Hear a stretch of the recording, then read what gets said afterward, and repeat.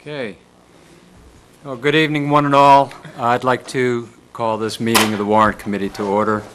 I apologize for the late start, but I think we have everything set to go. This is the Warrant Committee's so-called all-day budget session. I'm glad we're starting now because we don't have much of the day left and we got to get it done. So I want to thank the school committee for giving up their time and space for this purpose, and the schools for their hospitality here. And I also want to thank the Board of Selectmen and any other elected officials that are here, and all the department heads that have come by, and especially thanks to all the previous chairs of the Warrant Committee who are here. If I need your advice, I will tackle you in the hallway or some other place. And I hope this evening doesn't compare too unfavorably to yours.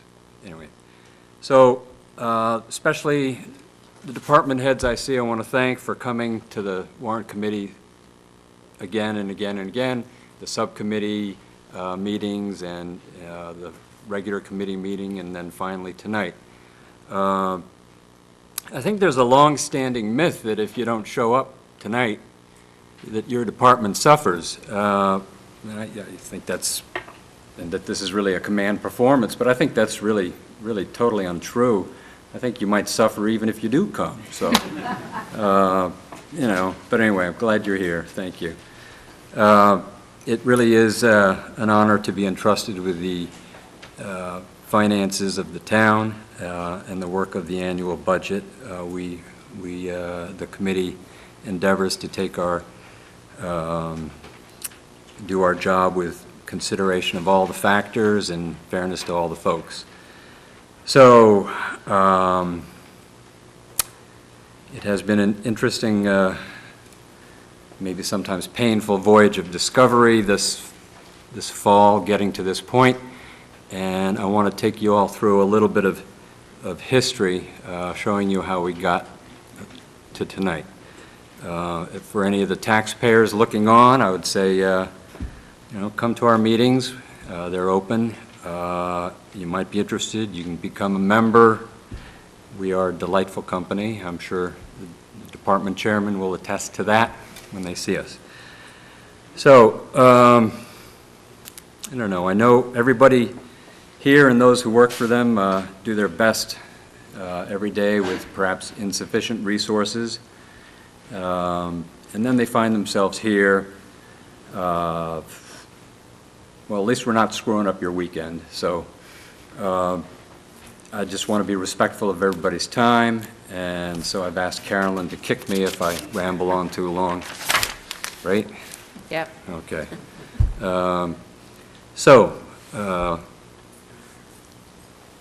Let's move on to the history of how we got here, and this is the wrong sheet for that, so let's find the right one.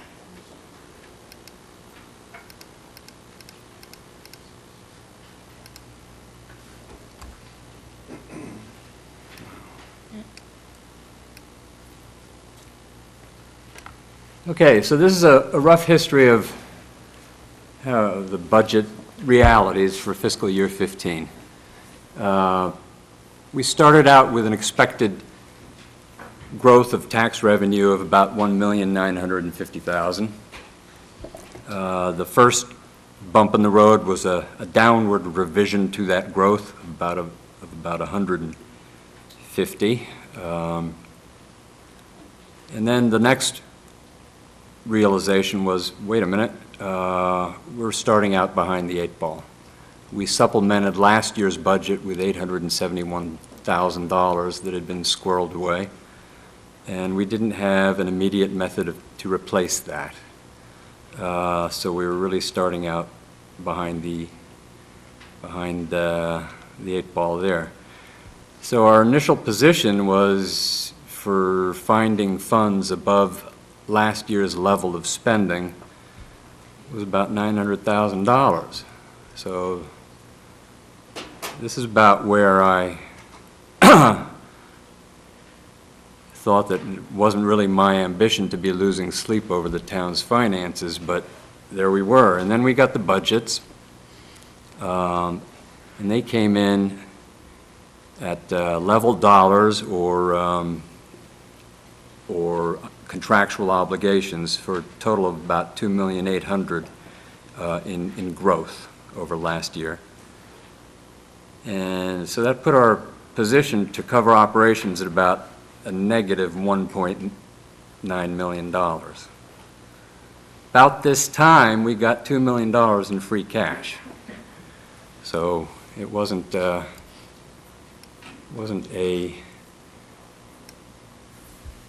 it was a nice thing. It wasn't directly apparent to me how we were going to make that work. The next wonderful thing that happened to the town is, I don't know, this is where you cue, are we cueing the music for the Ride of the Valkyries? I mean, this was fabulous. The town accountant and the town administrator changed the methodology on calculating the group insurance, the health budget, and were able to roll it back $1,100,000 from its projection. So that was huge. Then we looked at the other aspects of what we had in front of us, and we thought, okay, there's some one-time bills inside this, in these proposed budgets that we can pay with one-time money. And there were about 150,000 of those, so we moved them. Local revenue, we thought might add a couple $100,000. And last and hopefully not least, but at the moment least, the governor's budget gave us a net of about $62,000, so roughly 50. And so that all those little things added up to some help for our situation. The next piece we determined was that we were going to be unable to fund the stabilization funds with operational money, and perhaps we could do that with one-time funds.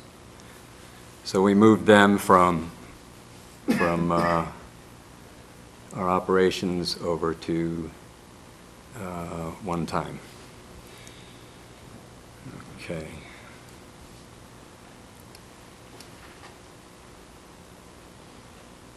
Didn't want to go that far.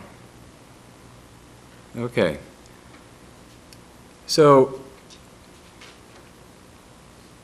then we got a rather large release from the overlay reserve, 341,000.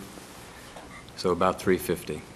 So here's where we were in early February. We had 150,000 in operational money and 1,650,000 in so-called one-time, non-recurrent funds. Unfortunately, we had a large demand on the operational money. We had asked for level service requests.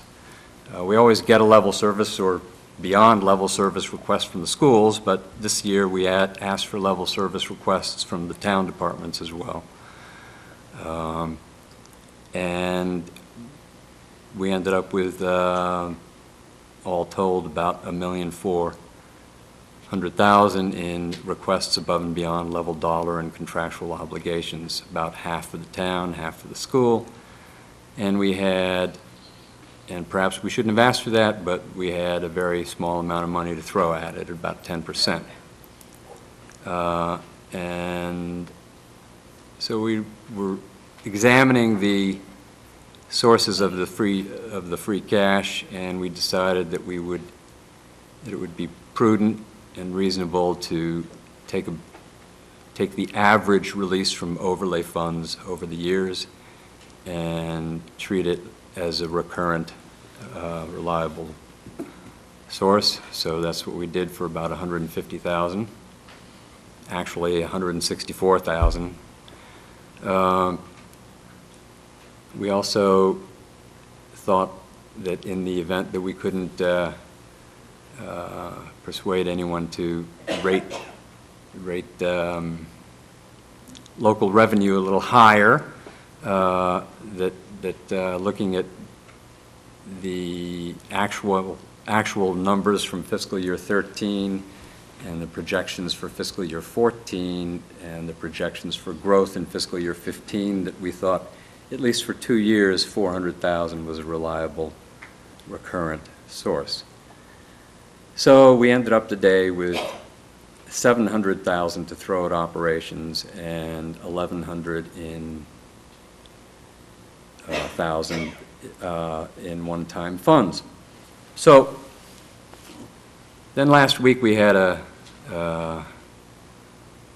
we went to market and had a new bond issue for the town, and it was surprising to us because a couple things happened. The debt exclusion was lowered.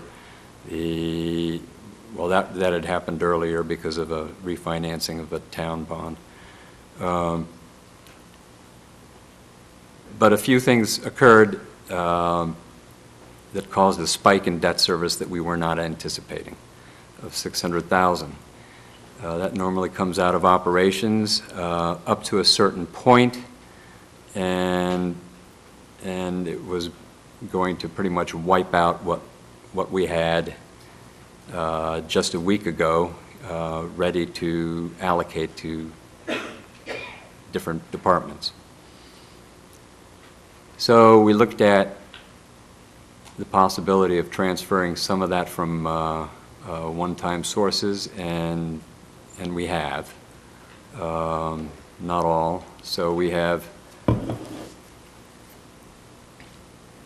transferred 500 from operations to operations for debt service from one-time sources. Okay, so now we actually reduced a couple of budgets, and so we were more or less back to, well, we could have reduced budgets up here, but anyway, so we ended up with about 700,000 to allocate above and beyond level dollar and contractual obligations across the town and the schools. And we ended up with about 850,000 for one-time requests. We'd already committed 150 for some. So of these 700, of the requests on operations, there was about 1,400,000. We were able to allocate 700. That leaves about 700 in unmet requests. Of the requests for one-time money or funds, we so far have allocated about 725. Of this 850, we have about 125 left, and that's an environment where there was about 2,400,000 in requests. 1,200,000 will go unmet. So, man, any questions?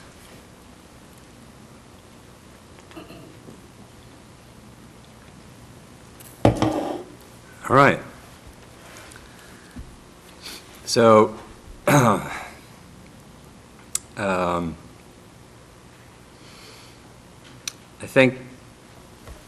think having finished this short history, and you see where we are and you see what we've done, I want you to know that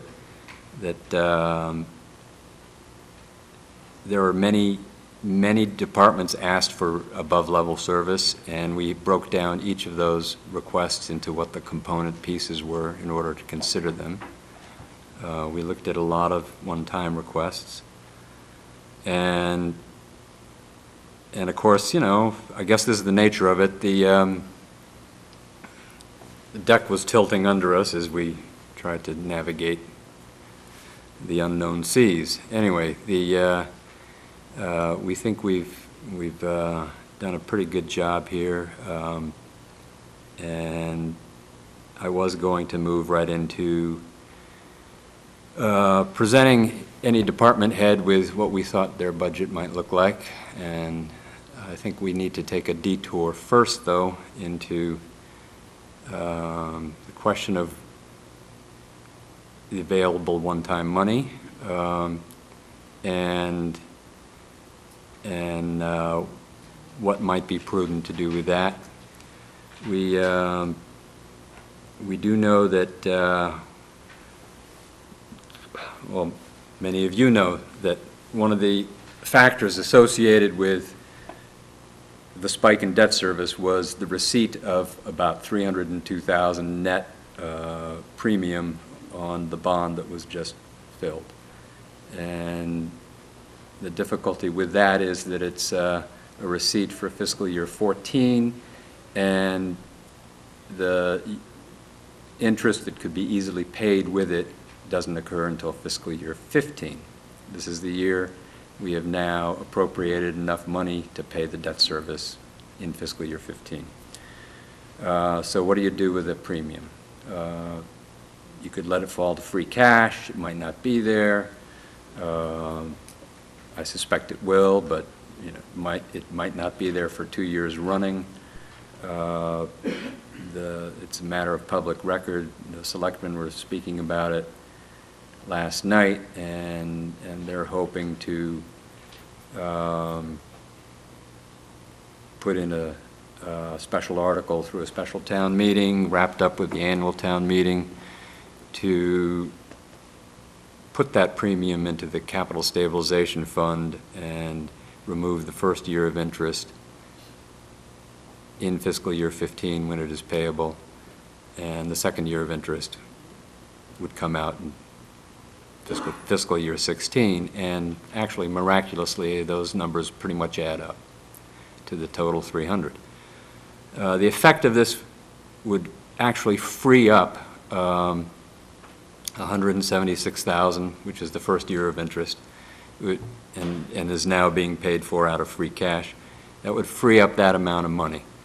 And as far as I can tell, although I'm happy to hear from somebody else, that would require, if those previous measures passed on the floor of annual town meeting, that would require that we have a revised recommendation for the expenditure of the article in which we were going to cover debt service, well, the article in which we were going to use our one-time money, because otherwise we would be funding the same bill twice.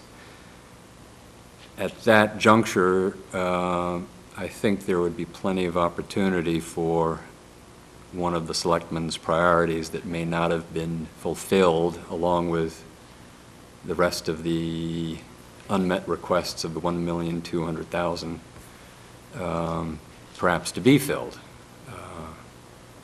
So there is a possibility that more might materialize to fulfill a request that hasn't been fulfilled through that mechanism.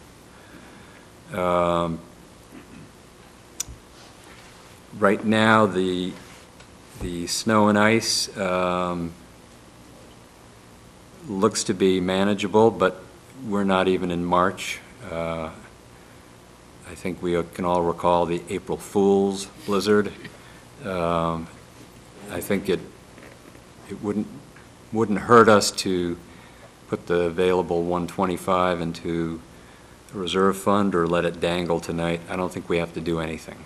But I did want to open up the floor now to anybody who had a comment about what we might want to consider with one-time funds that we haven't allocated at the moment. We did allocate a bunch in a couple of sessions, including Monday night. Nothing is in stone. Nothing has been voted, by the way. And anybody who has an idea, once they look at their budgets or see what our ideas are, they're welcome to tell us where we went wrong, because it's, you know, we're amateurs here. You're the professionals. So, but we do try and balance all interests. So I wanted to open up the floor to any questions or comments about the use of one-time funds, and especially this remaining amount. I think we're uninclined, although this is brand new business tonight, I think we're uninclined to change any of our allocations much. I would have a question about one of the items that we have not funded is at the moment is a town school IT consultancy for $50,000. The question I had on that was, is there room in the school's one-time request for $500,000 for any portion of that IT consultancy request? That would be of interest. Thank you, Leroy. There is not. Thank you for your... Ted, can you talk about how you allocated the one-time money thus far? I'm not clear on what you've done thus far. So that would make it a little easier for us to give you feedback and suggestions. Sure. What you might do differently. Thank you, Leroy. The way we approached the one-time money was moving around, because we lost $500,000 of it Monday, so to debt service. So a lot of our previous calculations were a little bit out the window.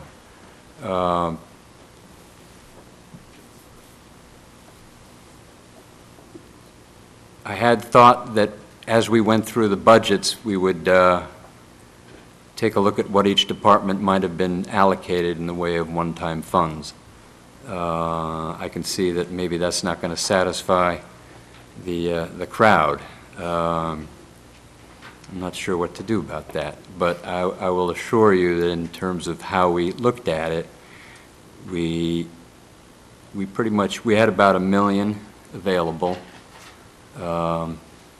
We figured that probably about 50% of that, as with the operations, might go to the schools. We took a look at the rest of the pile of requests versus the dwindling supply of money, and having spoken about all of the different projects proposed previously, we looked at what we thought might be of most benefit to the town as a whole, with a special eye for what departments may have been previously ignored. I hope that answers the question for the time being. So, any other questions? Or would you? Okay.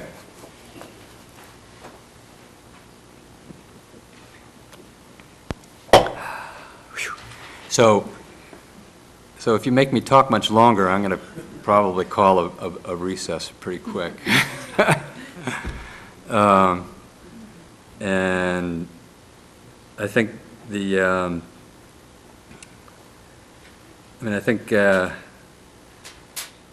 at the moment, I'll just say a couple more words, and then maybe I will call a recess, because then we'll move straight to departments.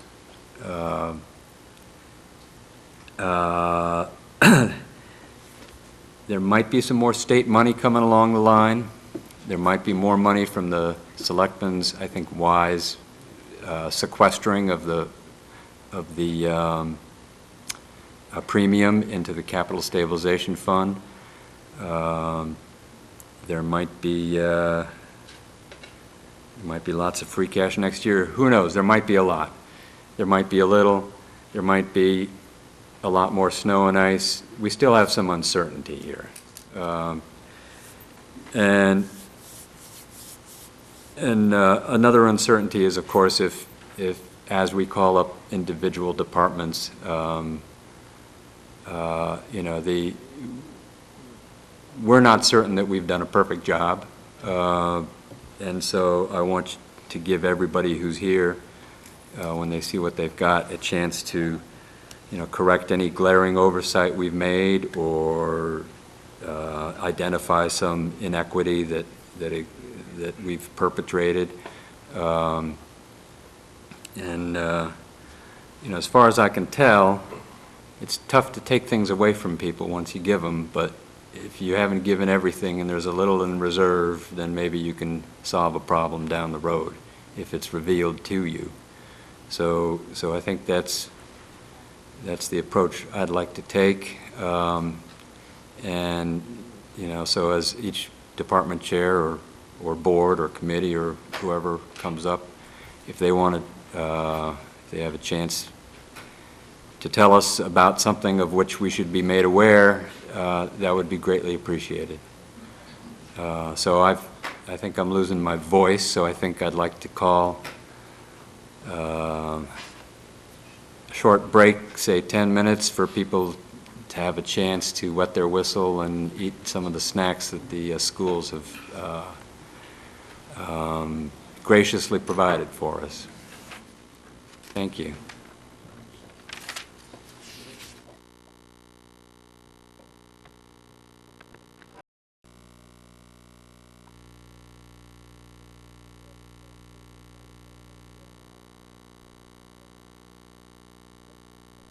Great, thank you so much. I'd like to call the Warrant Committee meeting back to order. And I'd like to begin with, wow, this microphone is really loud now. Is that a change from before? I sound like Jupiter from on high now. I mean, this is not the way it was before. It's so they can hear in the back. Just turn it a little. Oh, you mean they didn't hear me before? I don't have to do that again, do I? No. All right. Okay, great. Good. Anyway, I'd like to start very quickly with a review of fiscal year 15's projected revenue, and I will take a vote on that. And then we'll move straight to the budgets. I've had one request for one department to go first, and that would be inspectional services. So we'll start there, and then we'll move down to the Parks Department and roll up the other public services, and then we'll move up to administration and finance, and we'll end up with health, safety, and public works, and the schools. So, revenues. So, very quickly, you can see that the 250,682 actual growth was about 100,000 less than projected, and that caused the assessor wisely to drop the projection from 350 to 300. So that's the 150 I was talking about at the beginning of the year, on the history of how our budget came to be. So our new tax and revenue from property taxes is going to be the 66 million. The debt exclusion has gone down due to the refinancing. At least that's my understanding. And the bond premium and the refund have gone down because there was just a little bit of the refund for workers' compensation left over for them to pay us, in addition to the bond premium, which has been amortized at about $30,000 a year.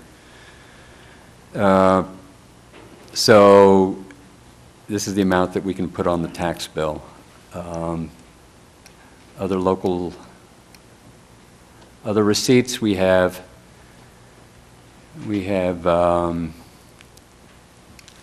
indirect cost of reimbursement from water and sewer, and that's great. The bigger they get, the more of our services they use, and we bill them for it, so that's fine.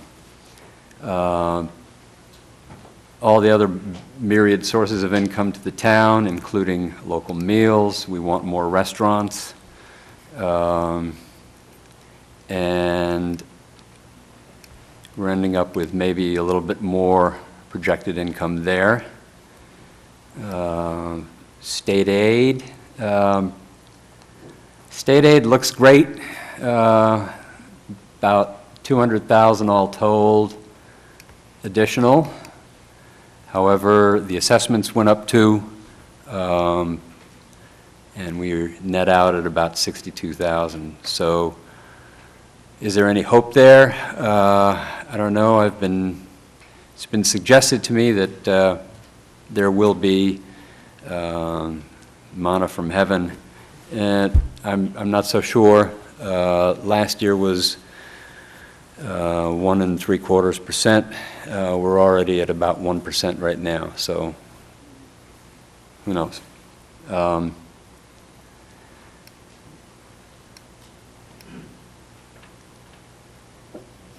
Okay. Where am I here? Other available funds. We have overlay reserve, free cash, and the actual cash money from those workers' comp, insurance deposit, and the bond premium, which were removed from the debt exclusion take. So without water and sewer, our revenue projected for fiscal year 15 is $87,896,800.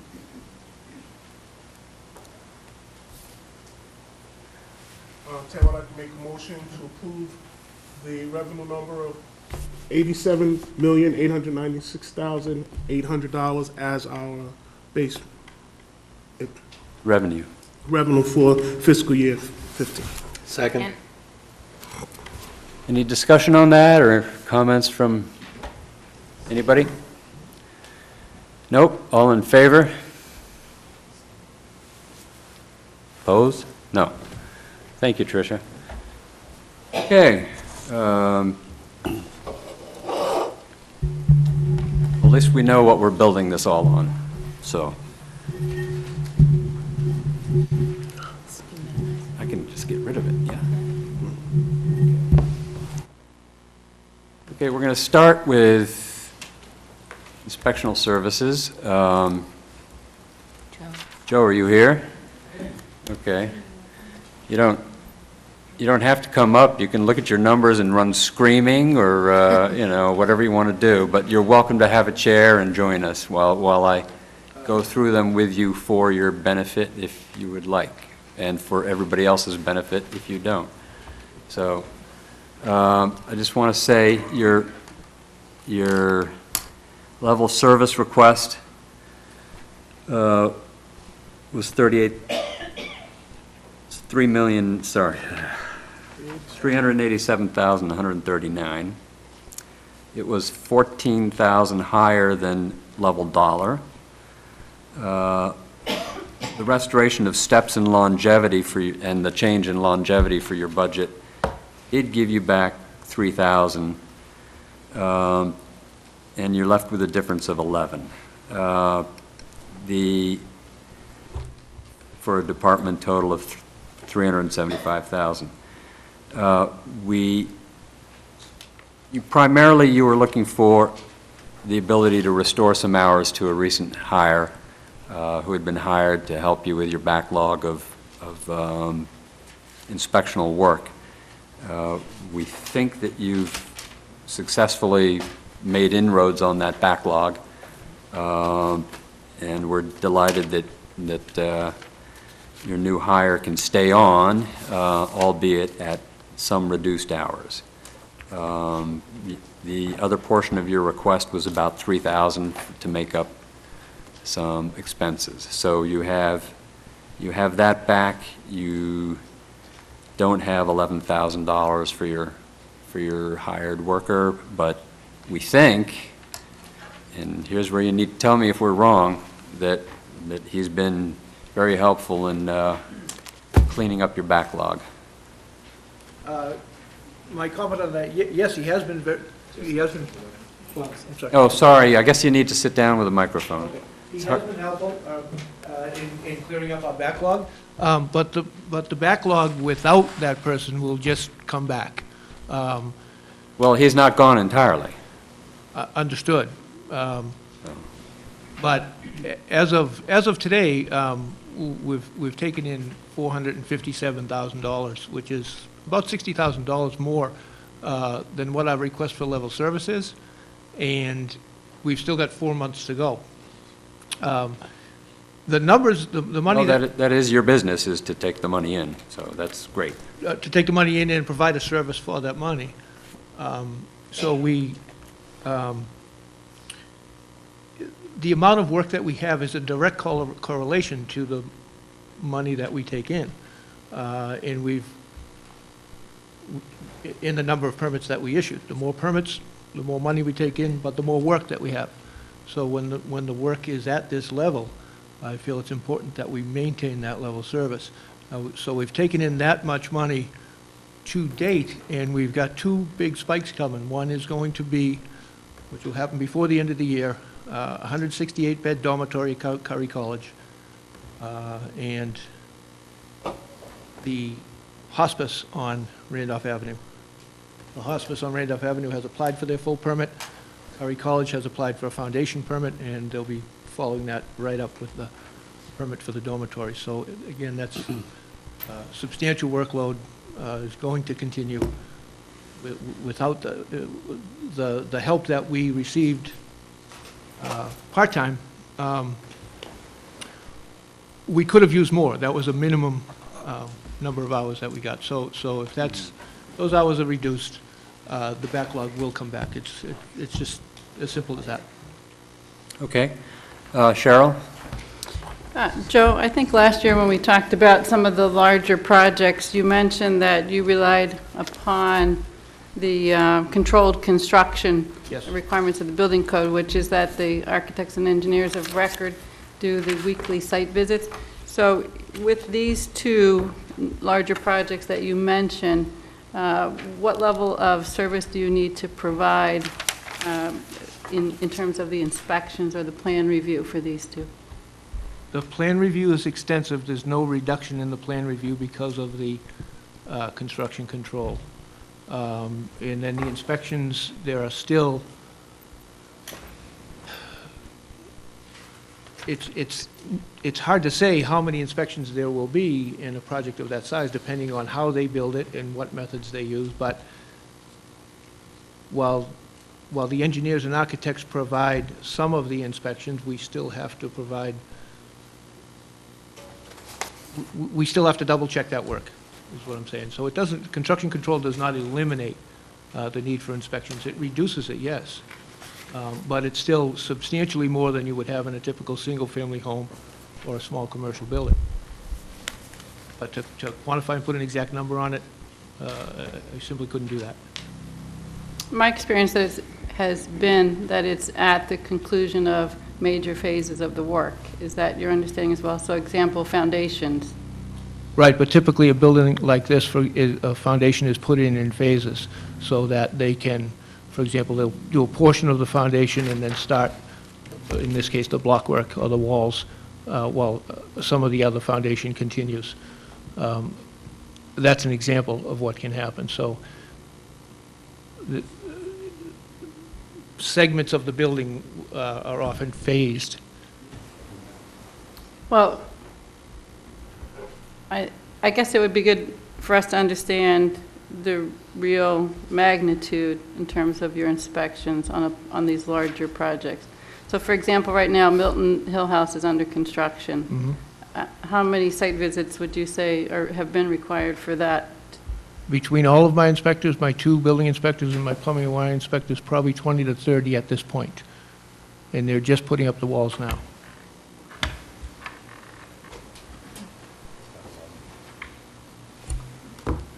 And the permit fees then for the 168-bed dorm are going to equal?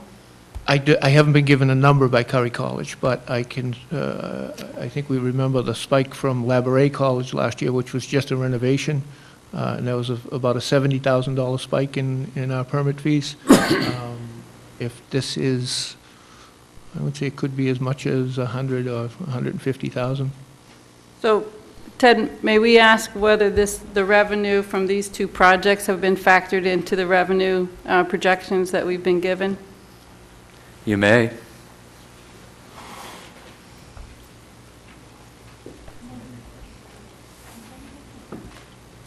I don't know if Amy heard that question or not. I may have. I base my numbers on historical data. So no. What I can say about that is that typically, when I forecast, before I know what projects are coming, I forecast about a 10% less. That's been my process over the years. I think I can safely say that I can forecast tonight that we're going to take in more money this year than we did last year. So, Joe, when you came into us before, I think you did tell us that you projected 10% less. Correct.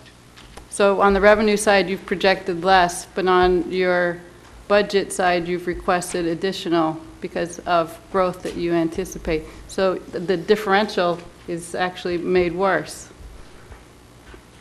When I project less, I do that as a safety factor, because there's, as you know, no one has a crystal ball in construction. So I have historically, in my 7 years here doing these budgets, I have historically just projected 10% less. Sometimes it comes out even, sometimes it comes out more, sometimes less. But in this particular case, it looks like now, based on these couple of projects, that we're going to be more. If I could address that. If there's sufficient cause with the latest developments in your trade to inspire an upward revision of the income line, then we could perhaps revisit this request. I believe you're about $11,000 short. But it would be helpful, you know, in the future if a standard 10% lowering of the previous year was given some thought. Okay, I'm open to suggestions on that. I just don't want to over-project, and that's my only reason for doing it. I don't want to over-project the potential income and then have a 2008 where the market crashes and we were expecting a lot more. It's just a safety precaution. Sure. I do it. Sure, but the market crashing would be after your projection. Right now, everything's looking good, and you're still projecting negative 10%. And that factors into the town accountant's estimate of income, and that trickles down to what we have available. Right. So if you have a better idea as projects come online or come to fruition, then a closer cooperation there would probably help and you know, make your case. If we can change an income number, then we're who knows? I don't want to open Pandora's box tonight, but you know, things can happen. Okay. So that's all I can say. Any other questions? No? Thank you, Joe. Okay, thank you. Thank you. Okay. We're going to move to Parks. Oh, Anne Marie, Excuse hello? me, Ted, if I could just make a Sure. comment. You may.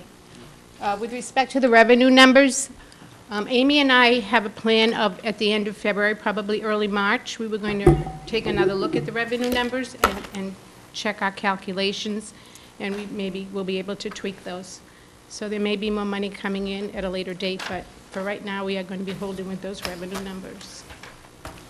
Well, that's welcome news. Okay. I appreciate that. I told you the decks move underneath us. So, the next budget I want to look at is the park. Let's see.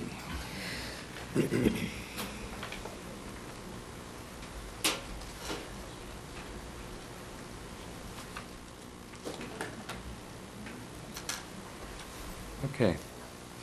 So, I don't know if any, oh, is this Kevin? Stephen. Stephen, sorry, my apologies. Stephen, you're welcome to have a seat if you like.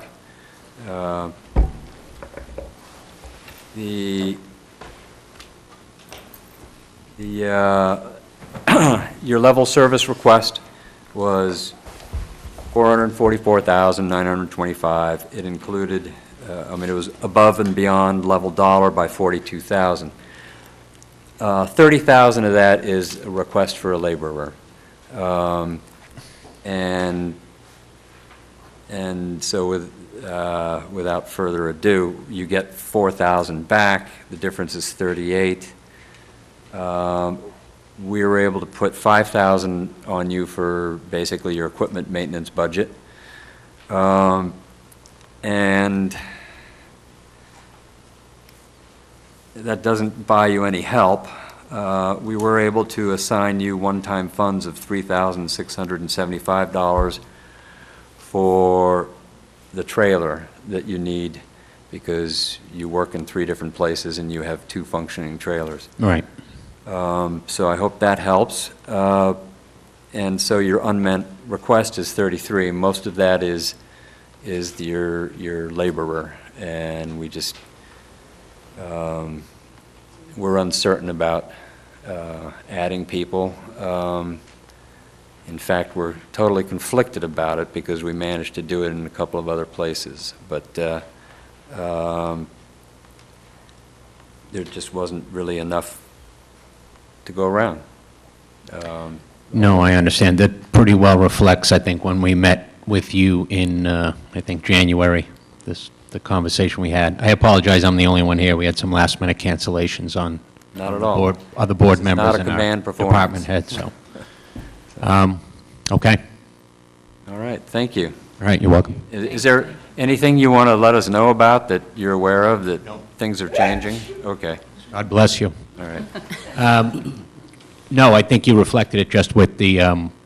one-time fund assignment and then the other things. I think we just talked equipment when we sat down with you in January, so, Great, all right. thank you, Stephen. Thank you, folks. Okay, so libraries is next. Who's on deck? And on deck after libraries is, you got this, Council on Aging.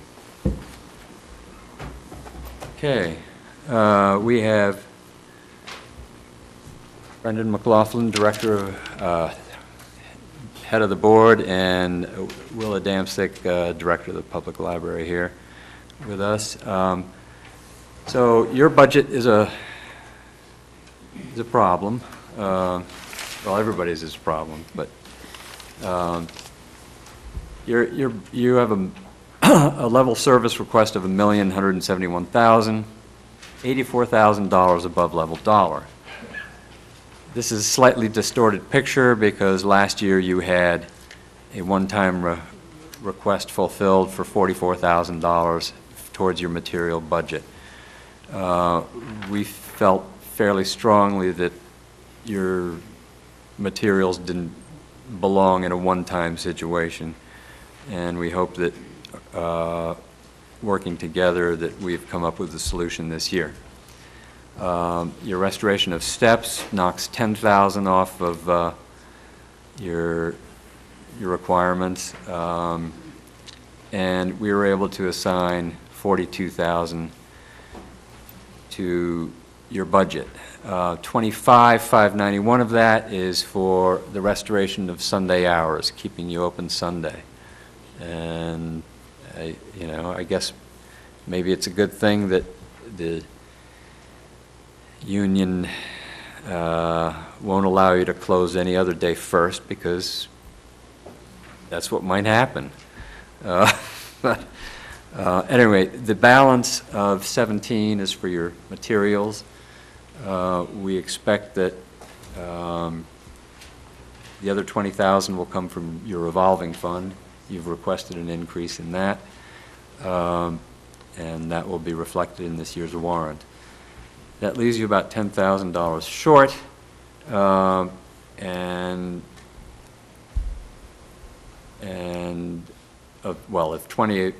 we're $11,599 short, and we suspect you'll be able to find some savings in, we think, slightly elevated levels of utility projections. So we've also assigned $25,000 for replacement of your, a third of your computers. And I don't know if we'll be able to continue that, or if anybody else will be able to continue that, but that gets you started. So, is there anything of which you'd like to make us aware that we don't know?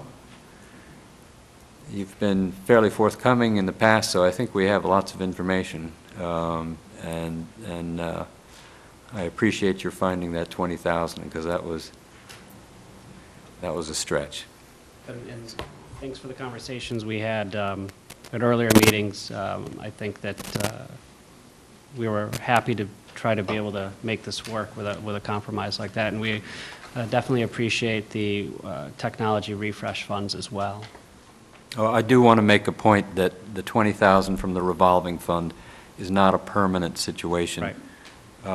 We're expanding the revolving fund capacity for withdrawal by 20,000, because we discovered that the 65,000 on top was coming in and out on top of a $23,000, right. $25,000 basement that was never going to get touched. This allows them to pull it out 1 year, but 1 year only. Right. So I'm not sure where that leaves us next year, but that's next year. So anyway, anybody else with a question or a comment? No. Okay. Thanks for coming. Thank you very much. Thank you. Thank you. Okay.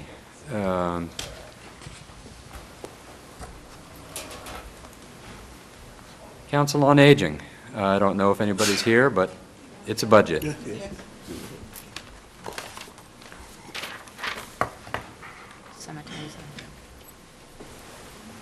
Cemeteries on deck. Okay. How are you? Good, how are you?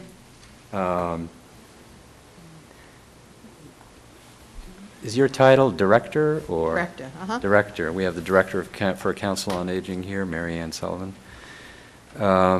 So, sorry. Mary Ann Sullivan came to us and said, I'm the smallest budget in town. Don't forget about me. And actually, thought there was a smaller one, and the positions may have changed this year. I'm not sure. Anyway, you were short 3,750 of from your was the difference between your level service and your level dollar request. It was all gasoline for the vans that the volunteers drive, and as they drive more, they need more gasoline. So your steps took care of some of that. There's a difference of $2,000, and we were able to assign you operational funds to bring you whole on that request for $2,000. Thank you very much. You're welcome. It's a small thing for a valuable service, and I think it should be noted how, I mean, as many other departments in town, beginning with the schools and not necessarily ending with the Council on Aging, they bring in a lot of money on their own. So just for the taxpayers out there watching the show, they should know that the Council on Aging is a prime example of the ability to maximize their own income potential, and what we provide is fairly minimal. So, any questions or comments? Can I just say on behalf of the senior citizens who use the vans, this will be incredibly helpful, and on their behalf, I thank you. Thank you. Thanks. Thank you.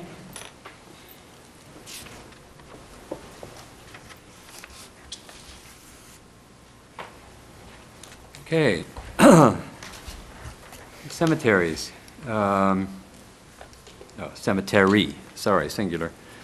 I don't believe anybody's here from the cemetery. We did not assign them any operational funds. They are getting about 10,000 restored in steps, which will help them out to meet some of the programs they are looking for. We did assign them one-time funds of $11,700. That's $5,000 for professional services to help map out the newly acquired portions of the cemetery for burial plots, and $6,700 for two different programs in training, one involving an arborist and the other involving restoration of damaged headstones. We think these are important assets for the community to protect. So, moving on. The next one is, okay, we're going to skip over group health. I think I've talked about that enough, and there's no change there. We're going to move to the treasurer's budget. The first one in administration and finance.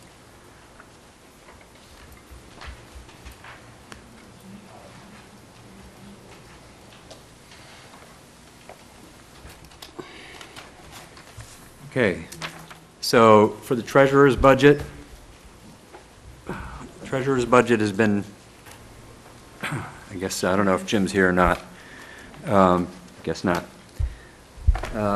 He was looking for 18,000 more than level dollar. He got a little help from a step, left him about 16 short. The difficulty with his budget has been that postage costs go up. They went up about 6% recently. Everybody uses his Pitney Bowes machine, I gather, and even if level dollar budgets have their general expenses restored, because we give them, the different departments back, any steps or changes in longevity that they had to carve out of those expenses.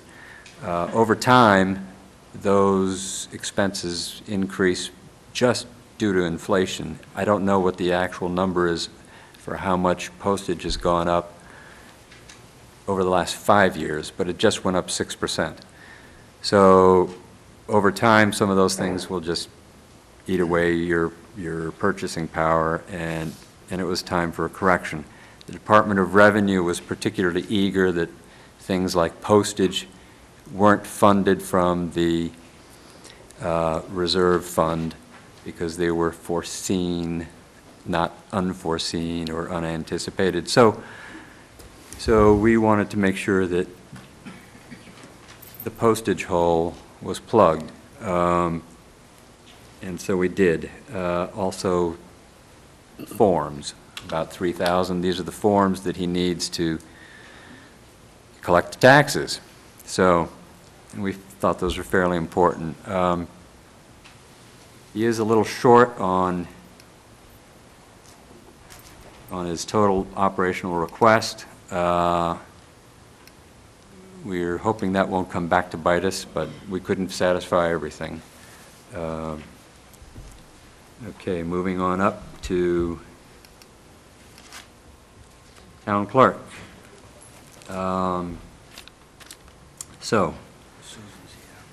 Okay, Susan, you're here. Here. Good evening. Good evening. We have Susan Galvin, the town clerk, with us. So, Susan, your level service request was $6,000 above your level dollar, $5,950.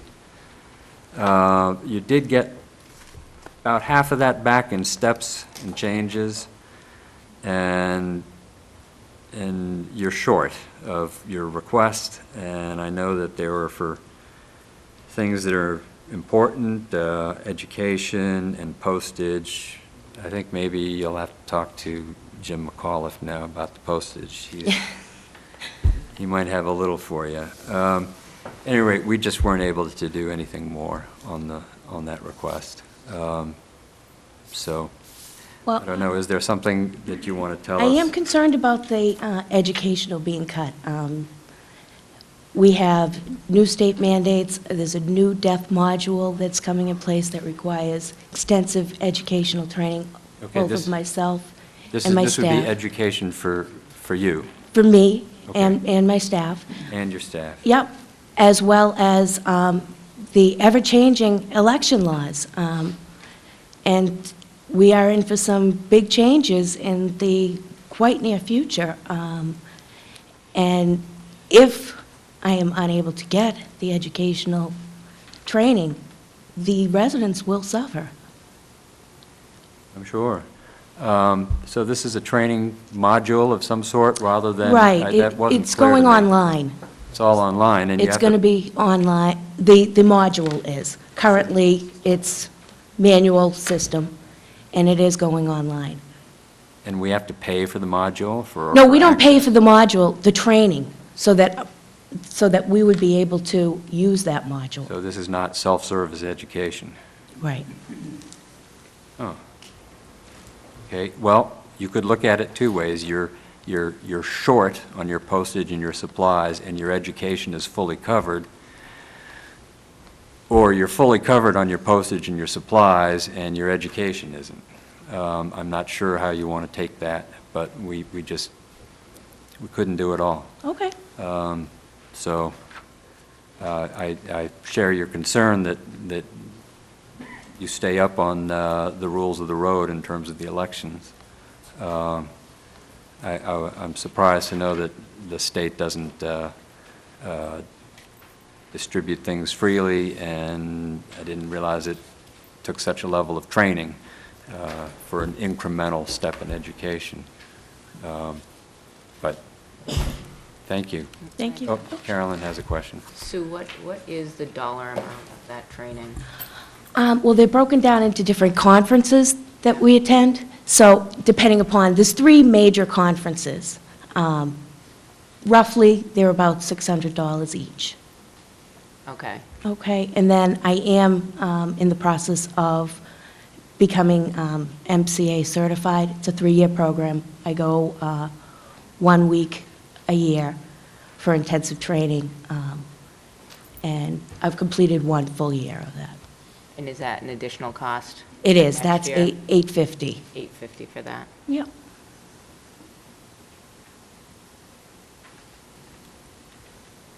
Okay, thank you. Okay. Oh, Steve? If we could get that itemized for all of them combined, that'd be useful in case money does come free. Oh, sure, I'll email that to you. Great, thank you. Thank you. Thank you. Thank you, Susan.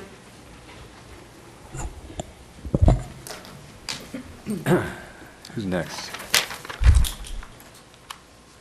Selectmen? Oh, okay, selectmen's are next, the selectmen's budget. After that? Informational technology. And then after that would be IT. Okay. All right. Of course, there are no selectmen here. I know this.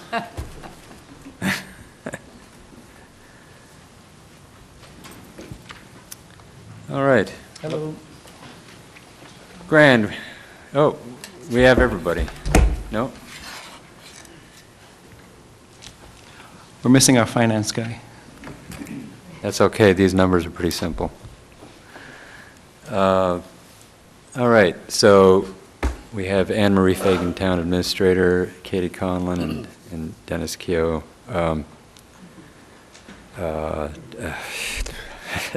Select men and women. So, you had a large request this year for $53,000 more than level dollar.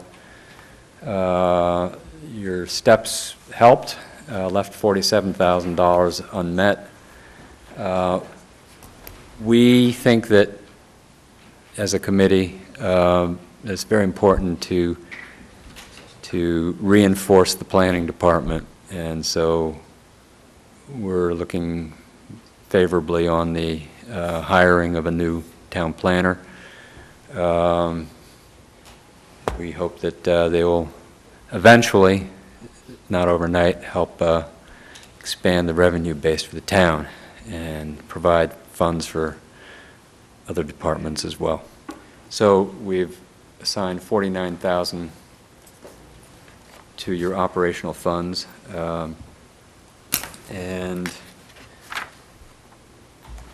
think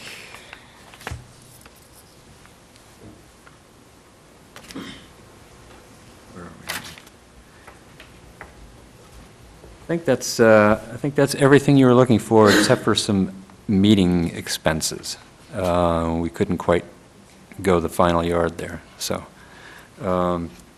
any questions or comments from anybody on this?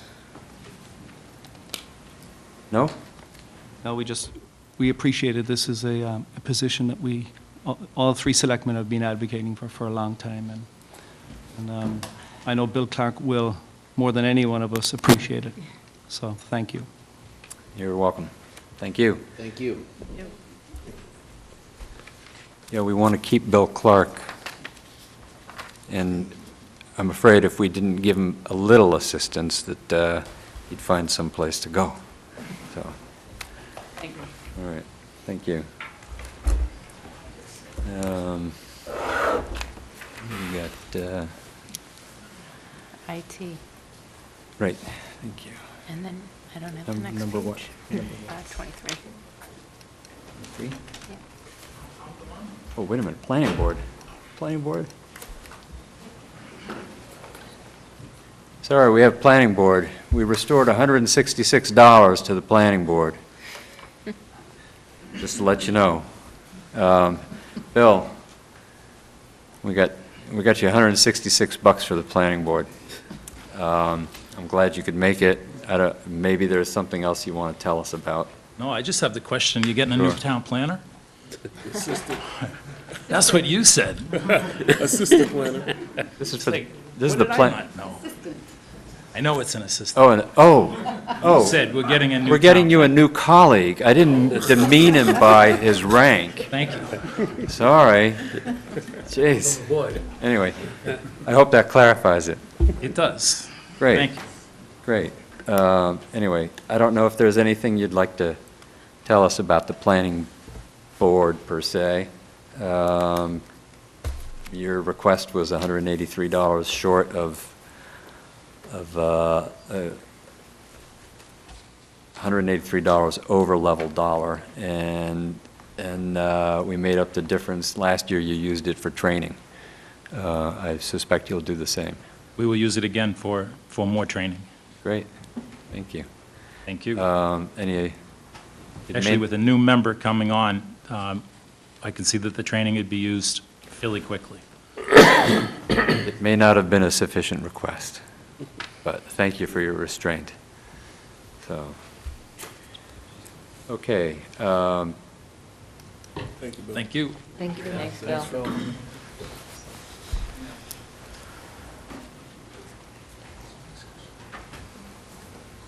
Okay, information technology. Jim here?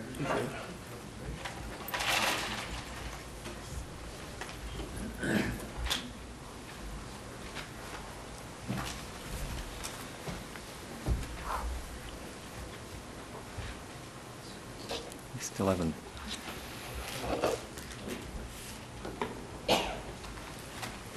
I've just been informed that we might be halfway through.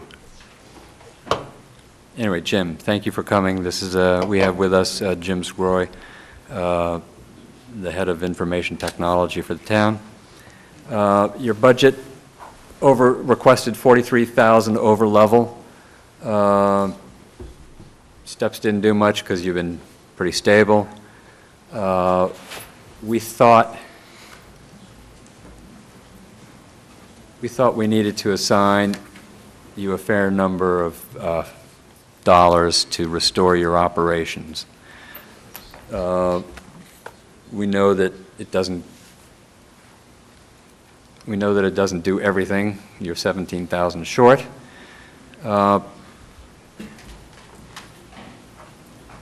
But we know that you buy equipment for the entire town. And whereas we thought some of this could be used for training, we did put, even though you can do whatever you want with it, we did think that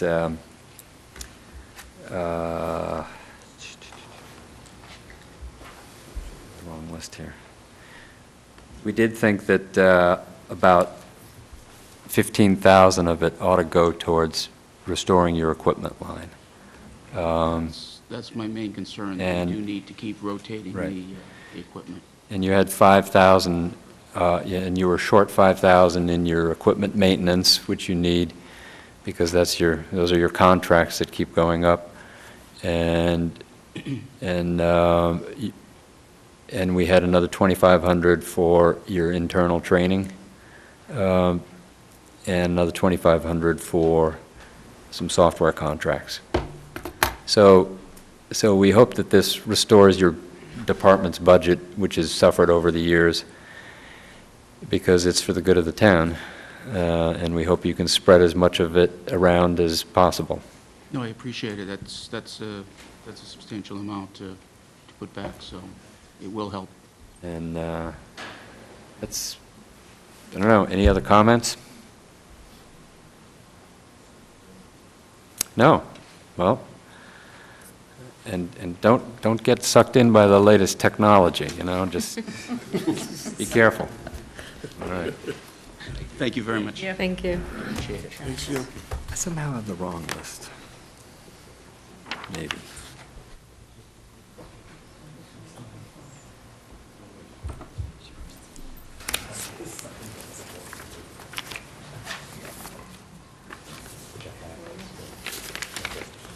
So, no, there's nothing to say. Elections and registrations. Nope. Okay. Yes. All right, so what did we skip over? IT was Personnel. here. Okay. All right. Number, okay. So the next budget we have here is pretty simple. It's the central business office. And the reason it's simple is it's just like another one we skipped over, actually, the personnel board. Their level dollar budgets and their level service budgets were the same.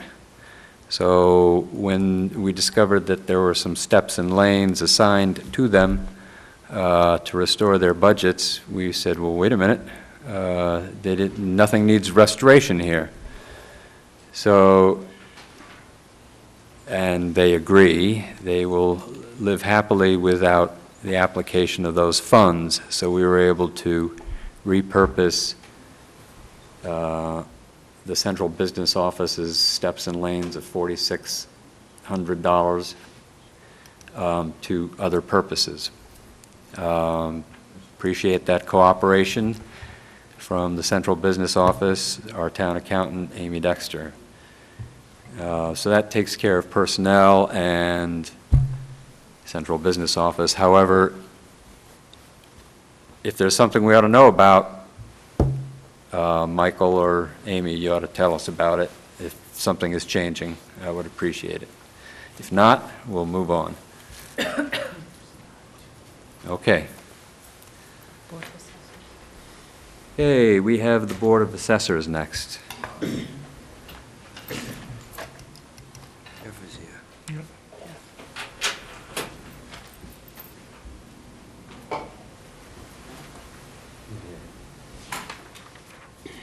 Whoa. Okay. Okay, we have with us Jeff Damley, our chief appraiser, and I want to just acknowledge that this will be the last time that Jeff has to suffer the indignities of this budget process, because he is going to retire. And we congratulate him on his term serving Milton and appreciate his efforts on behalf of the town. Thank you.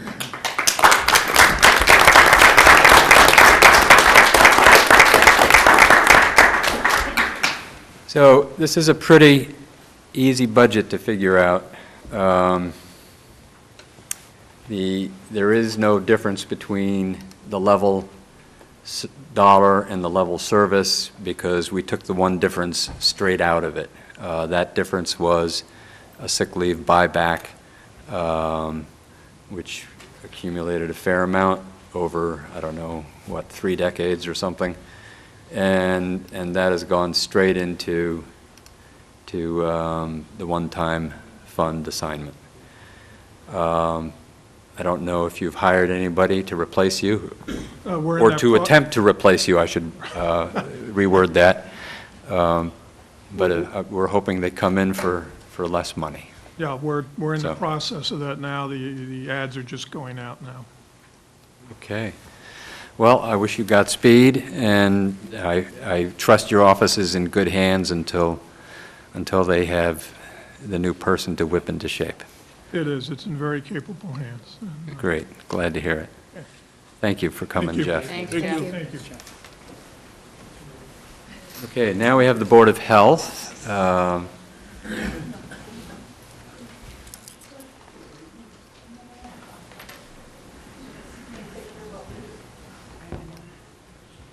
what's going on here? Here we are. Okay. The Board of Health is having a little turmoil of its own. Michael Blanchard, our new Assistant Town Administrator, had been the Director of the Board of Health. And there is a vacancy there now, which is being, well, they're attempting to fill it.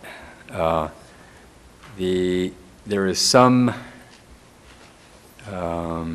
uncertainty about who might fill it and what they might cost. But there is strong reason to believe we might find $5,000 here in the very near future. I look under every rock, as I tell my warrant committee. And this is a small one, but this may change. For the moment, their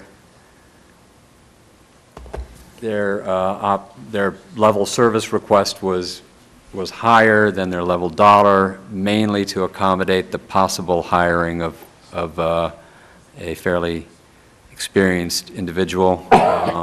If that does not happen, then we will be able to adjust this budget.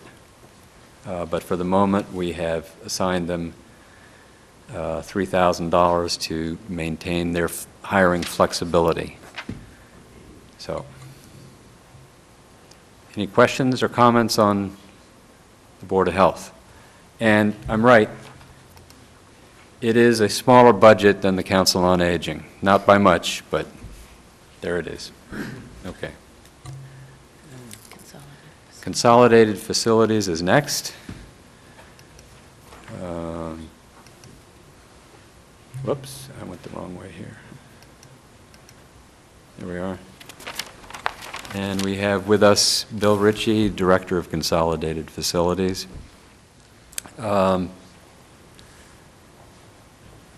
Bill's budget also had a large request over level dollar funding. He had a few steps. Difference was about 75. This level request included either a painter or a utility man, depending on whom Bill Ritchie thinks might end up being most advantageous to his operation and the maintenance of the town's assets.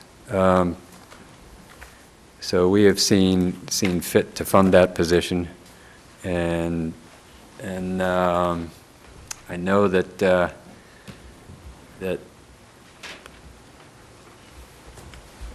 there is still an unmet operational request.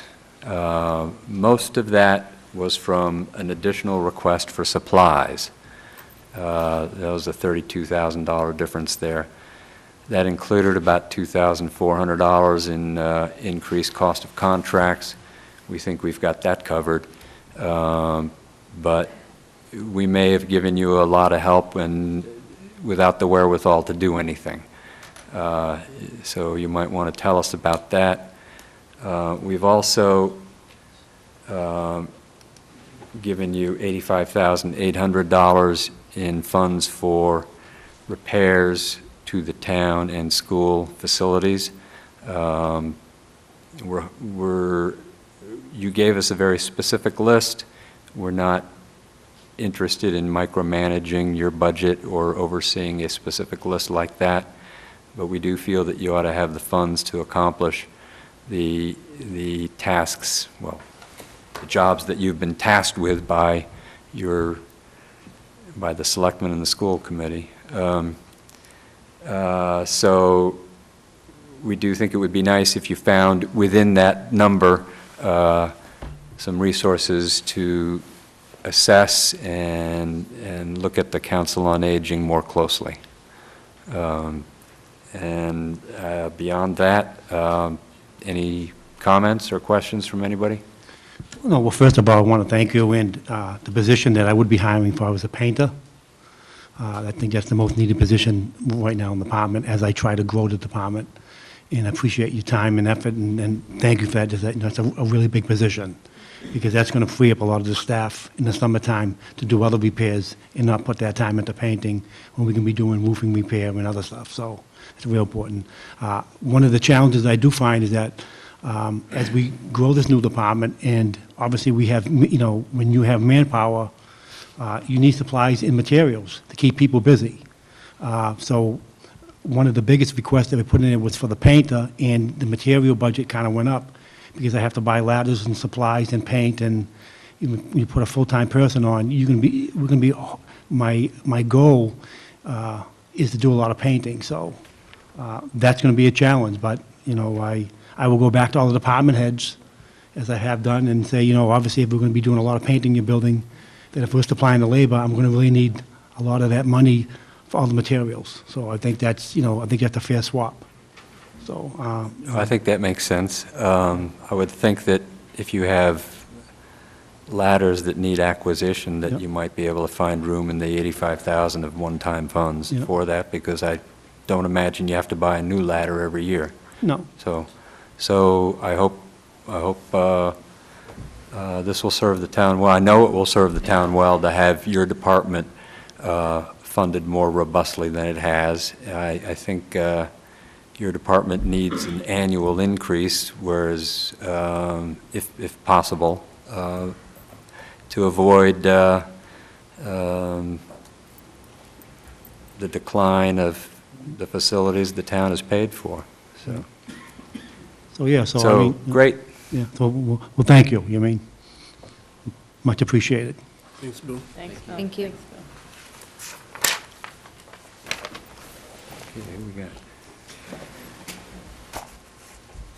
Okay, we have next Department of Public Works. I think that Joe could not be here tonight, so I will just walk through this.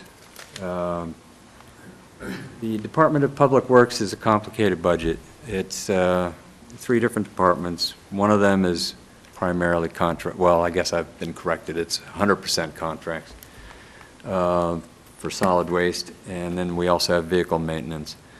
The request was for $140,000 more on top of $4 million. So $14,000 of steps and lanes wasn't really going to cut much. $125,000. Wait a minute. Okay. Anyway, we found we were able to assign about $56,000 back to that department. And that would be the shortfall in the solid waste was 35,000, or the extra request was for 35,000. And we looked at it and thought there was a good chance he might get by for 30. So that was part of it. Most of the rest of it went to vehicle maintenance, which is a good that most of the town enjoys, or many other departments do anyway, if they can have their vehicles maintained by the DPW. We're also assigning him $41,000 in one-time funds. This is $5,000 for his sign budget, primarily with an eye to ensuring that the traffic commission's requests are taken care of. If we do end up with more operational money, we might consider changing that $5,000 to a permanent line item in his budget. For the moment, we have it as a one-time item. He also has a sign item in his budget of $20,000 that we weren't really able to touch, which is a lot of his unmet number here. The other two items in his that were assigned to him from one-time funds was a $15,000 drainage analysis and a $21,000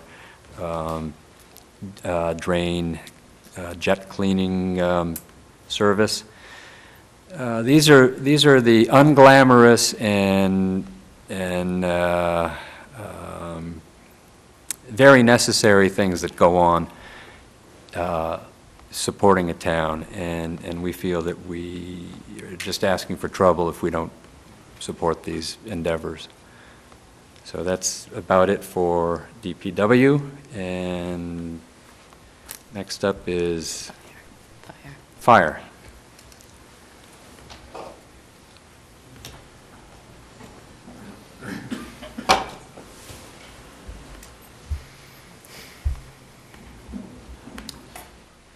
So, we have with us Chief of Fire Department, Jack Grant, and John Grant, sorry.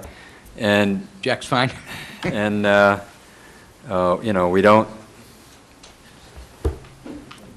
have money for everybody. We have a little for you, Jack, but not a ton. Your level dollar request was for $54,000 more than level. This was on a budget of, where are we here? Sorry. Your level dollar request was for $81,000. Your level service request was for $81,000 more than your level dollar. Your steps gave you a big chunk of that back, left you with about 54. Now, I want to say to Jack's credit that he saw the difficulties we were having. He was one of early exhibitors or presenters, and he went back and revised his equipment budget. I haven't made the change to his budget, but he was able to save about 14, so we don't feel quite as badly about that 54. It's really more of about a $40,000 shortfall at this point. And he did it through conservation and finding other sources of equipment, like the hospital. Anyway, it was much appreciated. We are restoring $14,000 of operational funds to his account. That number represents a sick pay buyback that he had absorbed in his level dollar account that we felt that he didn't need to do. So we pulled that out and are paying that charge with one-time funding, and we're restoring that to his account. He didn't ask for it, but that's what we're doing. So that brings his unmet operational request to $40,000, which we feel is more like 26 because of his ability to work his equipment budget. So it's not everything. It's, you're the perfect model citizen. You're just under 2.5%, which is what we're allowed to do. And we appreciate that very much. And I don't know if there are conditions in any of the firehouses that we could do anything about, but certainly if there's something about the budget that you think we ought to know about, please tell us. No, as far as conditions go, we'll work that out. You know, that's certainly going to be long-term. You know, we got that space needs that we'll be reporting out town meeting. You know, we'll go through, and you know, as you know, most of that increase was in new equipment. So, you know, we'll still be squeezed there. We'll keep an eye on it. We'll do the best we can with it, and you know, let you know next year how it comes. Okay. Thank you so much. Thank you.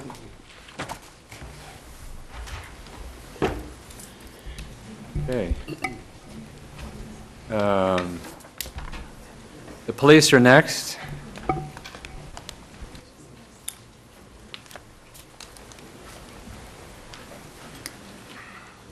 Come on now. Okay.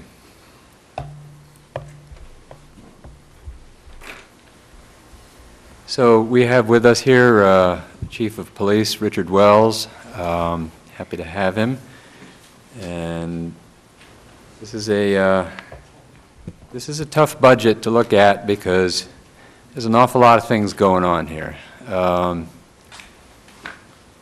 as hard as the schools, but at any rate, they're next. So anyway, the budget request was for $6,359,000, or 188 more than the previous year. I mean, sorry, more than the level dollar. Restoration of steps and change in longevity brought that down to a difference of $119,000. And we found that we were able to assign $81,000 more in operational funds to that budget, broken down into two pieces by our thinking. $35,000 for gasoline.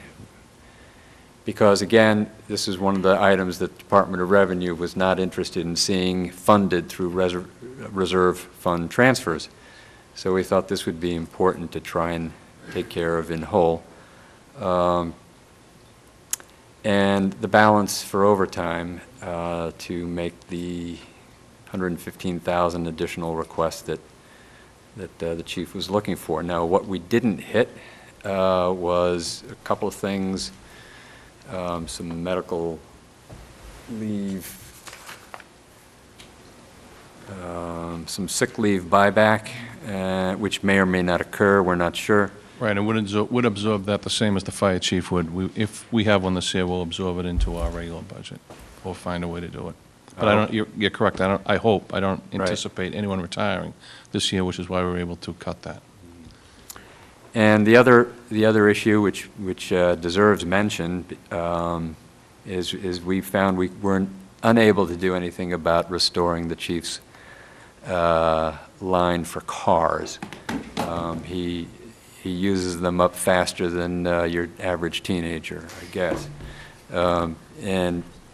But it's a supply for him. It's not really a capital asset. It's a supply, and we need to be able to do better, and we acknowledge that. But we don't have it. So that's where we stand with the police budget. And I guess maybe if they're all dying and hitting the scrapper's yard, you better tell us. But well, we did have one totaled. A total. Monday night or Friday or Saturday night. This past week, he was T-boned by a car coming out of Curry College. It was a brand new 2013 Cruiser. It was totaled. Fortunately, the officer was only injured, minor injuries, but I don't know what the loss. We are pursuing we're very aggressive about pursuing other insurance companies when we believe they're at fault, and this is the case here. The difficulty is that the depreciation on the police service vehicles are so fast because they just take such a pounding. I mean, I'm sure all of you have seen the motor oil commercial about the police cruisers in there, just how hard they 24/7 operation is on them. So I understand that. As you know, I was very passionate in my presentation to you a few weeks ago. Gasoline and cars, we're in the patrol business. That's what we do. That's how we patrol this community. I understand that. I did not make specifically, because going back to the gas question, the commodity bidding process that's been used regionally for the past few years has really shown an instability in gas pricing. And I agree with you, having to come back, because of the level dollar budget exercise the past 3 years, I keep finding myself in this position looking for more money for gas. And I do thank you for that, because both from your DOR comment and from an operational perspective, it's really not the way for us to be running a police department buying gas each year with such an unstable market as we're currently seeing. Very good. So I thank you for this. No questions tonight? So I do want to say one thing. I want to thank all of you, and I want to thank especially the members of the Board of Selectmen and Town Administrator Anne Marie Fagan. One of the things that I did want to say, and I've watched on television, I've listened, I'm glad I came closer to the end, is that one of the things that I think that people at home watching and people who live here, the 8,500 homes, the 11,000 students, the businesses, the people who come here, is you've heard me speak a great deal often about how unique this community is. You know, we're not Burlington, we're not Concord. Geographically, population-wise, government-wise, we have a very unique community.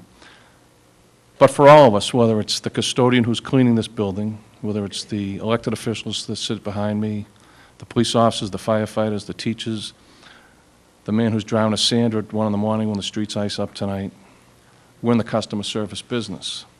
And one of the things that I think that you should all, and everyone that lives in this town, because we all live here first, regardless of our appointed or elected or paid position, is that we live in a community where people work very hard every day, like you are here, to maintain what it means when you drive over one of the bridges to enter here. That means entering the town of Milton.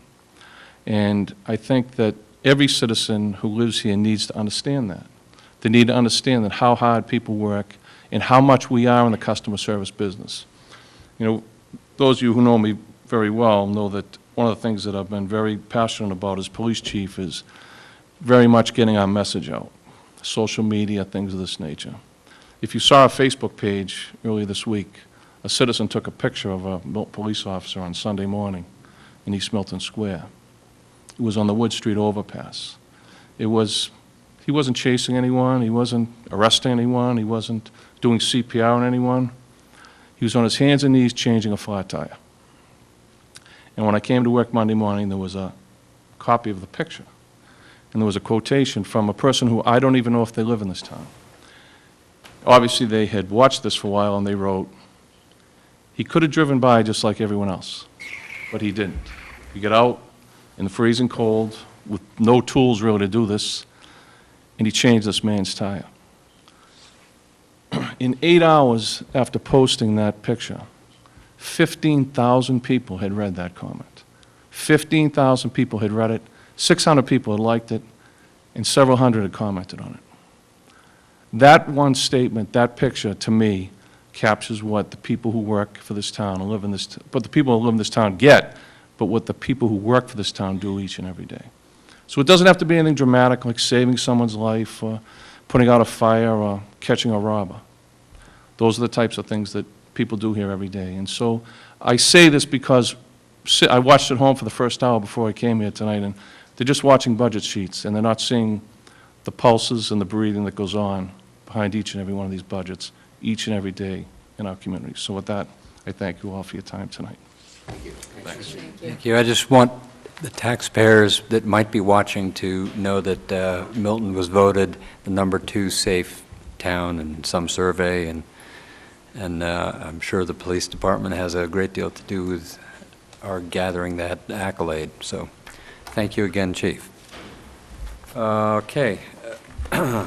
I think, well, Blue Hills would be next, but I don't think they're here, so it's the school department.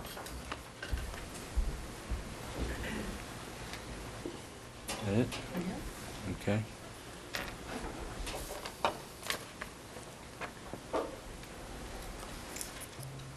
Change.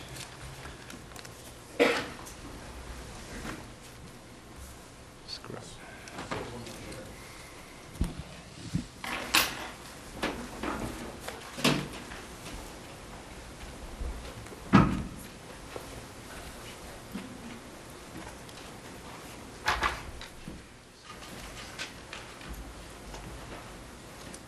Okay.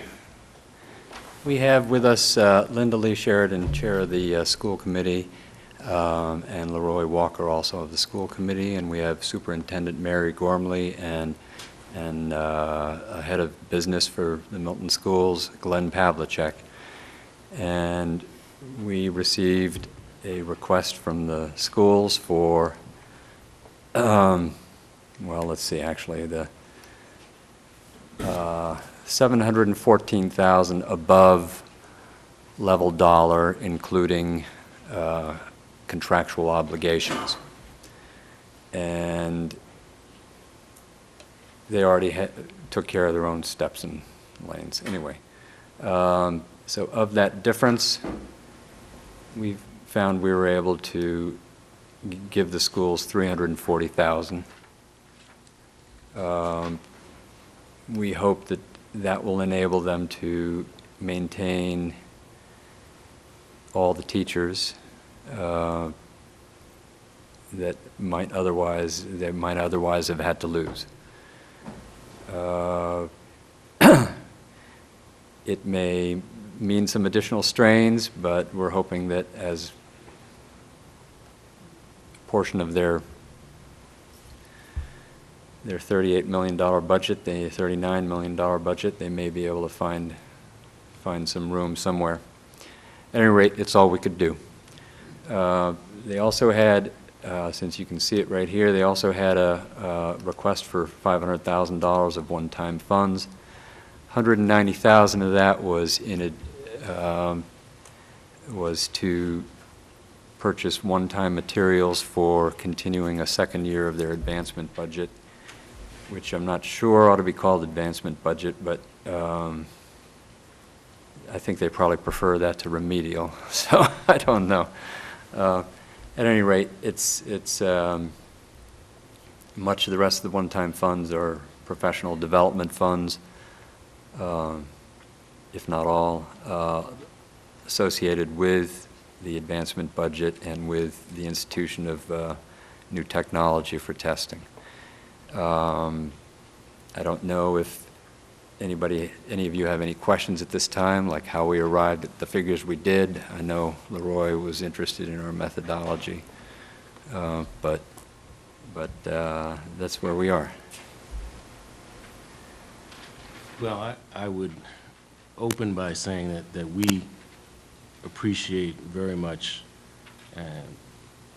all of the work that's been done to get not only the town's budget to this point, but the school's budget to this point.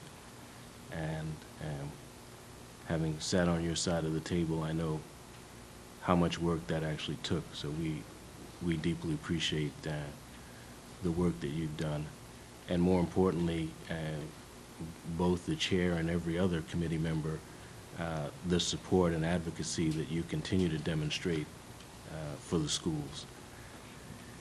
So I think this, obviously, $340,000 is a big step. As you may recall, we, in talking about the reductions that we would have to make from our budget, we had what was a $747,000 gap. About $250,000 of that was what we were able to identify as non-position reductions, and about $500,000 of it were either, as we characterized them, high impact or very high impact. So it's very clear to us how difficult it was to get to this point. I would only say that if we're hoping, for example, that the local aid estimate is low and that your assumption there turns out to be, we're pleasantly surprised that even in the House 1 budget and ultimately the compromise budget is higher than what the governor has estimated. If those funds become available, we would like to try to close that gap so that we're not in the position of being the only department that actually has to lay off individuals. And you've been through the list. It's a pretty painful list. There are impacts at every level, at the elementary, middle, and high school level, on the SPED programs, on the regular ed programs, on electives, on the team structure at the Pierce, on STEM and math at the Pierce. So in each case, we're talking about either tenths of a position, in which case we have to lay off a person and rehire it at the 8/10ths level, or we're talking about full positions. But this leaves us about $160,000 short. Yeah, the committee is well aware of our shortfall in that regard. I wanted to make two comments about it. You may find that, I mean, in a perfect world, more money will come from the state. There will be no other ideas as to what to do with it.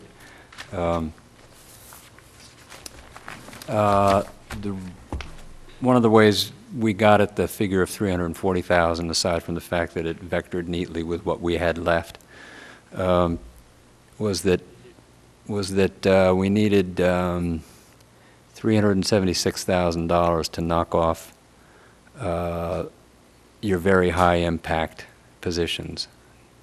And we looked very carefully at the rest of your impact statements and saw that in the high impact or medium level that there were two positions for about $11,000 each that were represented 2/10ths of one position, both in the middle school, geography and history, I think, and we thought it was maybe short-sighted to have to fire and repost those positions, and for $22,000 that was a no-brainer for us. So we were kind of hoping for $398, but we really just couldn't afford it. And we also noticed that perhaps there was a member of the administrative team or a full-time equivalent there on your higher impact list that maybe you could figure out a way to do without, and that was $58,000. So that's how we ended up at $340. We also want to note that your advancement budget does call for hiring an equivalent number of people that might be impacted by the loss of that, might be fired because of our inability to meet this goal. So we did the best we could, and we think we treated all the departments, well, we hope we treated them all fairly, and we hope you'll tell us about it. If not in this public forum, you're welcome to call me anytime and tell me about it. So I think for the moment, having gone through all the budgets, if anybody else has any questions for the schools or any other comments from the schools would like to make, we can move on. But otherwise, well, I would say this absolutely is not a question of fairness. I think you've been more than fair, and as we move forward, as I said, our objective is to not have to lay off any staff, and whatever help you can offer us in that regard, we appreciate it. totally understood. Thank you very much. Thank you. Thank you. In particular, I want to thank Dr. Pavlicek for his help sorting out this latest debt service business. His explanations for the warrant committee were very helpful. Okay, so that being the case,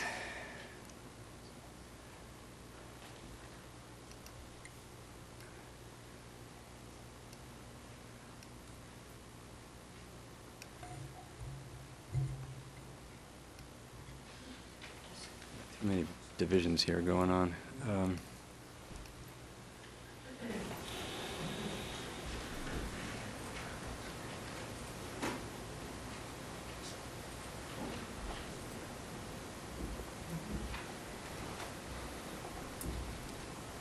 That being the case, I'm looking for a motion to approve the new departmental totals, not including one-time allocations, and total expenditures of $86,619,000. Darnell. Make a motion to approve the operational expenditures of $86,619,049. Second? Any comments? All in favor? Steve? Opposed? No? Thank you. Okay. We have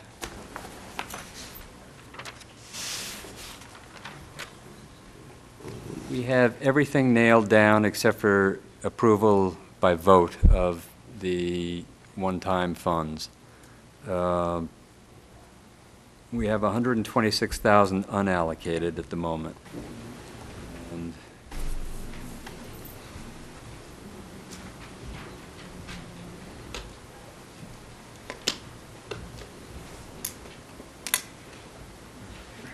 getting lost.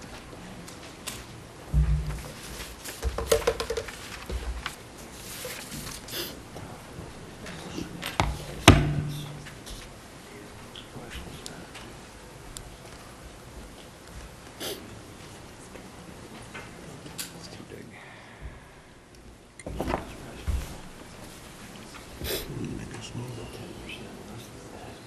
Okay, so for one-time requests,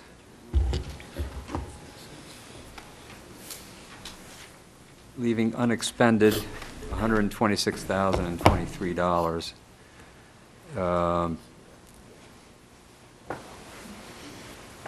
We have approved $2,220,661. Now, that's actually not the number we've need to approve, because some of that was transfers to operations, which we had already voted before. So the difference that we need to approve actually is in our operating funds. It's actually, the amount of money that we approved is all in departments except for Article 10, a DPW yard feasibility study for $35,000. That's the only one that was not in the department, and we feel that that's a good idea. Any comments on any of this from anybody?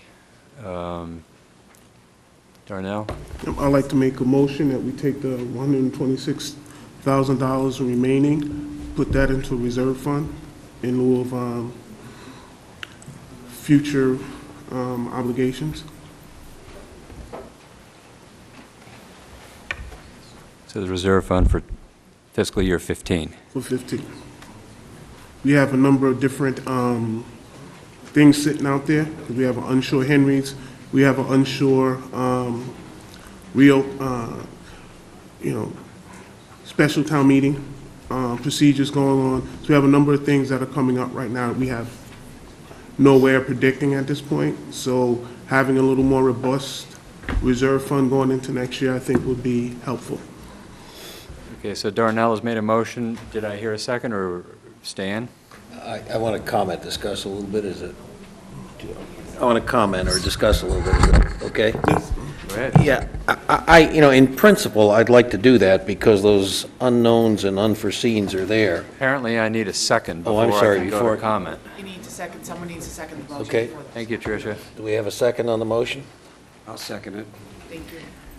My only concern is that we're going to have information on some of those things before we have to cast that 126 in concrete. And so if we wait just a little while longer, I think it would be prudent. I'm not against doing that at some point, depending on what our information is. But for example, we could have something on Hendry's sooner, and we have a little time on this, so that's my comment. Well, anything is postponable. I don't know how much time we have. If we want to include it in the warrant, we have, I don't know, 3 weeks, something like that, 3.5 weeks. If we want to revise it before town meeting, we have until the night before town meeting. Cheryl? I agree with Stan. I think we have a little bit of time before we have to vote this into the reserve fund. And we just received a list of priorities from the selectmen today. So I think we should have opportunity to have the selectmen speak to us about those before we make this decision. Darnell? I do agree with that. I understand that, and we do have time, but in order to get to a zero budget this evening, that would allow us to do so and address it afterwards when more information becomes available. But we don't have to get to zero tonight. We do want to. I know that in the past, people have finished happily this evening with the announcement that the budget is balanced. Are you going to deny me of that moment? Anyway, no big deal. Steve? Yeah, I'm going to jump in on the side with Stan and Cheryl in saying that I think we should hold off, especially since, having finally gotten these priorities, some of them, the lower priorities, are things that we thought that we wanted to approve, and I think I would like to find out why those are considered lower priorities and some other things higher priorities, and maybe, reverse course on some of those other ones. Carolyn? I just want to say that I feel the same way. I think we need a little more time to review the priority list that we just received and have further discussion about that list. The departmental allocations of one-time funds, I don't believe are really up for discussion. The $35,000 for the feasibility study, I think, would be. We have not promised that to any department head who's appeared before us. So I guess I could take that out and we could vote the resultant number. And we won't achieve a balance, but we will have some money in the bank. If that meets with Steve? Ted, the promises, if you want to call them that, to the department heads aside, if the selectmen to whom these department heads report are saying that a certain priority is higher or lower, I think that we need to explore that before just, saying that it's done. We've already talked about it and approved it. We can reconsider these. Thank you, Steve. Cheryl? I agree with Steve. Okay, thank you. I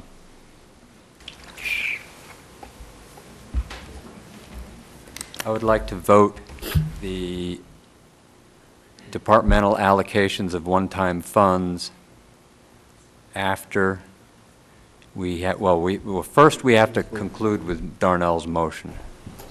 And it was seconded, so we've had comment, so we need to take a vote on that. So, all in favor?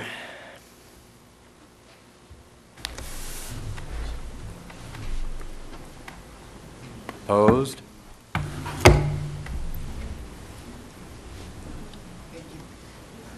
Thank you. I would like to take a vote on departmental allocations of one-time funds that, according to Steve, are not under the selectmen's control. and await further discussion on those items. But I would like to, so I'm happy to take out those items and vote the resultant number if you think that's the way to go, but I see that Darnell needs recognition here. Thank you. I move that we table that vote until we have discussions on that issue. If we're not going to get to a zero budget this evening, that vote could be tabled until that time. Is that a second, Cheryl? No, Thank you. it's a disagreement with Darnell, and I support, Ted, what you suggested, which is to vote the ones that are not under the jurisdiction of the Board of Selectmen, vote those tonight. The only ones that should be in question are the ones where the priorities may be slightly different. Darnell has made a motion. I have not heard a second. I'll second it. Kevin? I didn't hear the motion. I thought he was. Is it a motion or a comment? No, I made a no, I just made a suggestion that we table that. Suggestion. Oh, a It's not, suggestion. it's not a motion, Okay. suggestion. Sorry, my mistake, That we sorry. table that Okay. vote until. I would like to consider voting those budgets, the allocation to those budgets. Stan? I make a motion that we approve the one-time expenditures covered this evening for those departments not under the jurisdiction of the Board of Selectmen: cemetery, parks, schools, treasure, what did I forget? Library. Sorry. Thank you. Second. We have a second here? Okay, any other comments? Stephanie? I think I would just like to say that I feel a little uncomfortable not approving some of the requests for the departments that presented tonight, although they are under the jurisdiction of the selectmen. Some of them have left, and they've left with the understanding that these, while not voted, they can feel confident that that this committee felt that they deserved those funds. It feels a little uncomfortable without them here voting on some and not others. I agree with you that it feels uncomfortable. And I would like to recognize Tom to address this. Excuse me, Mr. Chair.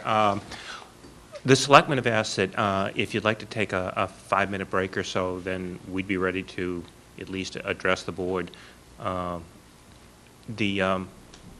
voting of the one-time money to other departments, because obviously there's not enough one-time money to fund everything.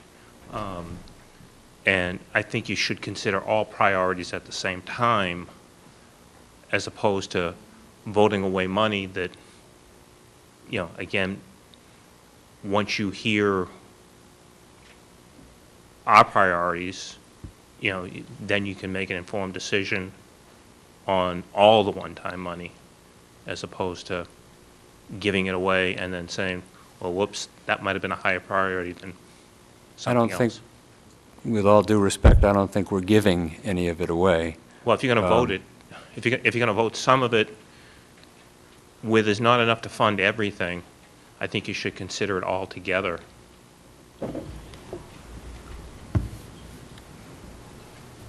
Thank you. I think I would not be averse to a 5-minute break at this point. Sure, if you can take a 5-minute break, then we'll be ready to discuss at least our priorities. Okay, before I get a motion on that, Cheryl, do you have a comment? Well, we have had a presentation of all of the requests, and we have considered all of the requests, and we mapped out a strategy. We know there's not adequate funds to meet all the requests, and that we're trying to do a balance and hit what we have already discussed as priority in terms of the other departments. So I think that this committee has the information for the other departments. So the only new information really should be in the priority of the ones that the Board of Selectmen have put forth. I hear you. I think it would be a grand idea if we took 5 minutes. I'm not averse to that, and we can resume discussion of this afterwards. Okay. Thank you. Steve, can I see that? Not as badly as going to... Good evening. We are... We got sound again, guys? Okay. I would like to reconvene, if only briefly, this meeting of the Warrant Committee. When we adjourned, we had a motion on the table. The motion was to recognize the allocations of one-time funds to the departments that were not within the Selectmen's sphere. And I think we had a motion and a second. I think this would be a clean method of advancing the evening for the following reason.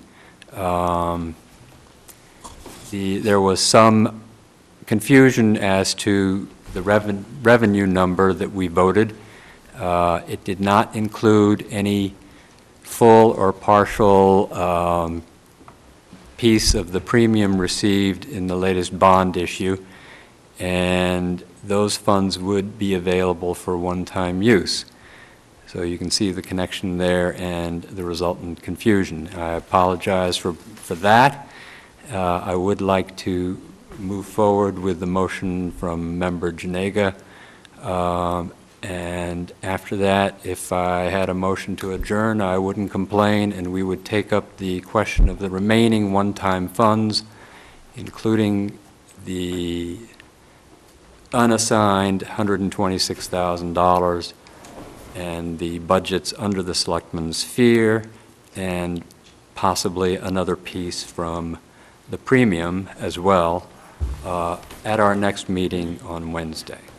So may I ask for any further comment on Member Janega's motion to recognize the allocations to, I believe, 5 departments of one-time money? No? All in favor?